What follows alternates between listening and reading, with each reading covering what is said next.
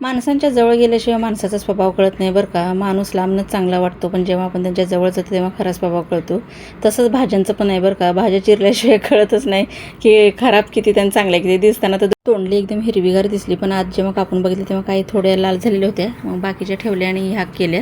आणि इथे भाजी कमी पडेल म्हणून मग कांदा टोमॅटो घातले.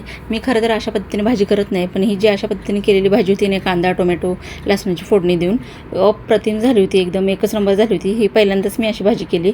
नाहीतर तोंडलीची भाजी मी नेहमी लसणाची नुसती जिरे मोहरीची फोडणी, लसणाची फोडणी द्यायची आणि नुसतं आपले हे जी तोंडली की नाही ती टाकायची आणि शेंगदाण्याचा कूट टाकायचा बस. अशा पद्धतीने पण भाजी चांगली होती. आणि आता ही जी मी केली की नाही कांदा टोमॅटो घालून, मी म्हटलं चांगली होती की नाही बघावं. आणि ते कांदा टोमॅटो टाकल्यानंतर हळद तिखट मीठ टाकून नंतर अंगापुरतं पाणी टाकलं थोडं शिजायसाठी, म्हणजे थोडी भाजी जास्त होईल. आणि काय सांगू, अप्रतिम अशी सुंदर भाजी झाली होती.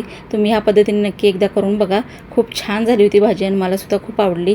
आणि शेवटी ना ह्याच्यात ना थोडा मॅगी मसाला टाकला ना तरी चव एकच नंबर लागते. मी टाकला नाही, पण ती जी पहिली पद्धत आहे ना भाजीची त्याच्यात मी टाकत होते.